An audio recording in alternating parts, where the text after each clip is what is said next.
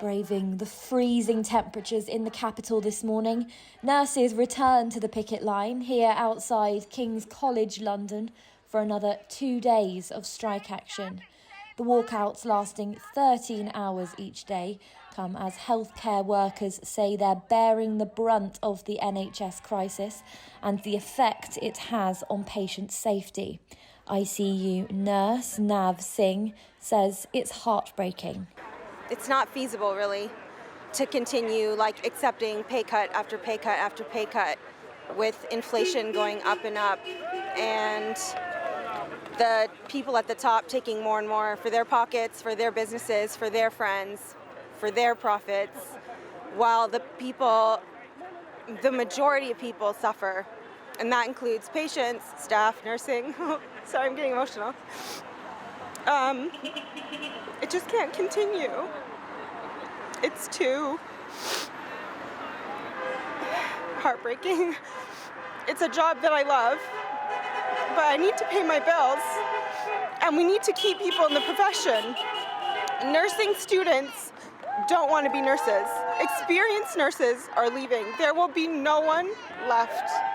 Well, London nurse Liz Wilson, also on the picket line this morning, says this is about making the NHS better.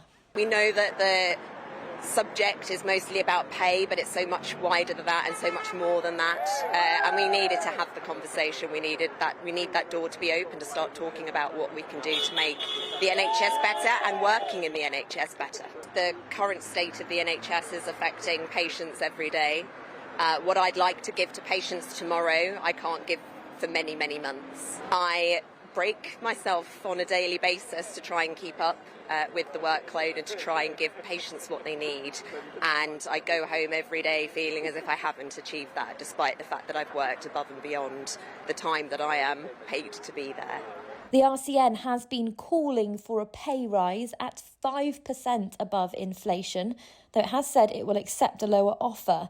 The General Secretary of the Royal College of Nurses, Pat Cullen, today said nurses are desperately trying to save the NHS.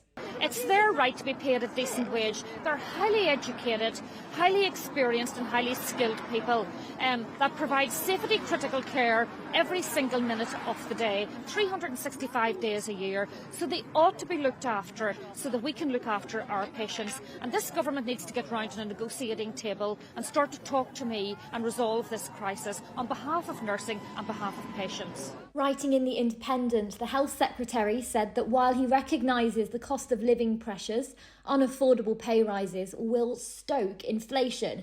He said if we provide unaffordable pay rises to NHS staff, we'll take billions of pounds away from where we need it most. The NHS is reminding patients to attend all their usual appointments unless they have been contacted and to seek urgent care if needed during this time. The Health Service says patients should use services wisely by going to NHS 111 online, but continuing to call 999 if in a life-threatening emergency.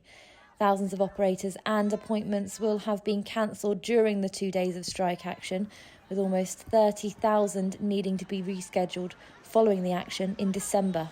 It comes as further industrial action will take place on the 6th and 7th of February if no progress is made by the end of the month. Stand for nurses!